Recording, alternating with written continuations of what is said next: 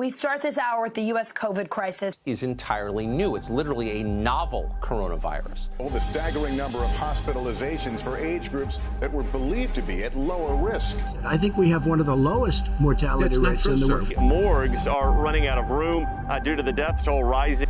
More cases, more hospitalizations, more ICU admissions. The virus is now taking more lives of those who are not senior citizens. We know this will be a marathon. Stop telling people this will be over soon.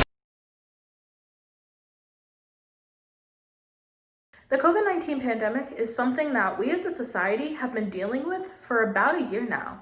With over 59.4 million cases worldwide, it may seem like this pandemic isn't going to end anytime soon. No matter what part of the world you may live in, you've most definitely felt the effects of the pandemic in one way or another. For me, being a college student, that means trying to adapt to a new online learning approach. Now, I know many other students in a similar situation than me, and I decided to sit down with a couple of them and just talk about our experiences, not only in school and being students at this time, but also just how we coped with the pandemic. Now, these students also happen to be international and were in their respective countries as the whole world kind of shut down. So I really wanted to know what their experience was like and how they personally felt about everything that's going on in the world. We're on this computer. And then you just cut and do the. Yeah, so this is. If I say wrong stuff, you just cut it later, and I talk again. Yeah, fine. When you had to go home in March, so like how was that? Because you left in March, right? Like I don't remember how. March. Well, so it was chaotic because the flights were all being canceled and there was only like 1 or 2 flights available, and there were so many Brazilians trying to get to that flight, and my flight got canceled twice and I didn't have anyone to take me to the airport. It was just a mess, and I had to go back because my parents knew at some point the borders were gonna close. Yeah, it was the worst week of my life. It really was. Like my dad was calling me, telling me I had to go home.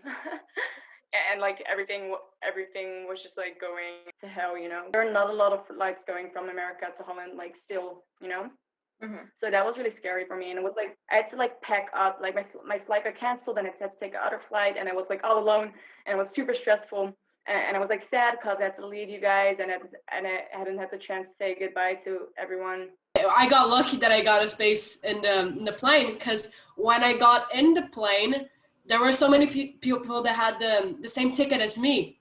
So I was trying to sit on my place, but there were people sitting there, and I was already like, this is my place. And they were like, no, this is my place. And there was another person that was like, oh no, this is my place. So it wasn't working well. They were trying to shove as many people as they could in the plane. How did your country respond? Did you guys go into lockdown? Did you guys have restrictions, or was it kind of just, you know, be cautious or whatnot? So we never went in full lockdown, but like we did have like you could go outside alone, but you couldn't like interact with other people, and because you had to go grocery shopping and stuff, you know, or go to the doctors.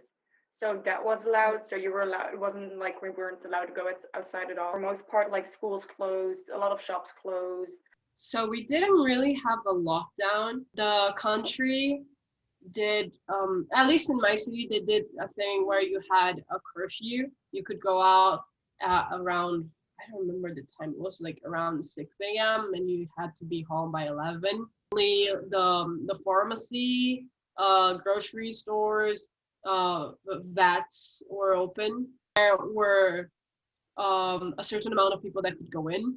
So you needed to wait outside sometimes to go in, and like you couldn't go in without a mask or hand sanitizer, the basic.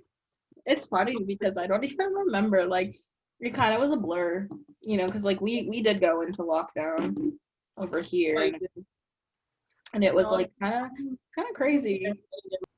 Many people are kind of against masks, at least in the US.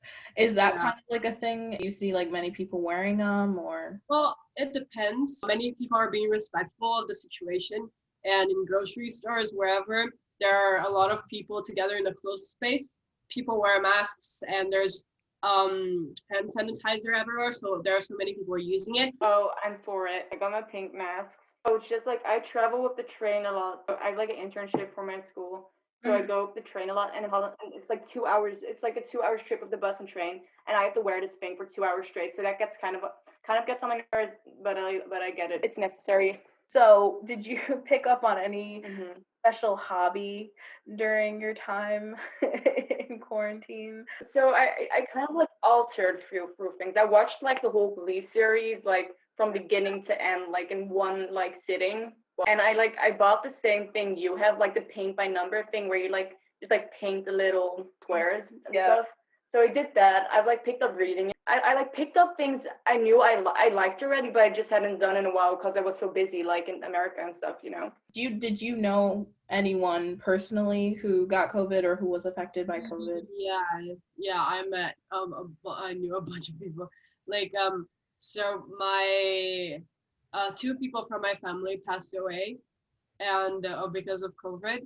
They were older and they had like problems. So I definitely knew people who were affected. I feel like everyone like knows at least one person who was. Just try to be thankful that like me and my family were healthy, you know, because obviously there were a lot of people suffering. I thankfully haven't. None of my family members had it. I think a lot of it was because, like they wanted to come see my grandfather. And so they had to be really careful. My mom still had to go back to work. My stepdad had to go back to work. Like we couldn't just not go to work. So it was scary. Honestly, we were really afraid. We didn't want him to like get COVID because that would have been so bad. Like, yeah. And thankfully he didn't, but wow, that's great. I still don't understand people who like don't believe that it's real. Like that literally doesn't. Yeah. I don't know how you can think that. I really don't. In the whole world, and if you don't care about you getting COVID, okay, but you need to think about others. It's not only you. Like other people can get COVID from you. Like you might not get the symptoms, like, or if you get the symptoms and you don't care, fine. But other people, like older people, might get it, and then they need to deal with it, and they might not survive. So like that's the bad part. You need to think about others. You need to have empathy.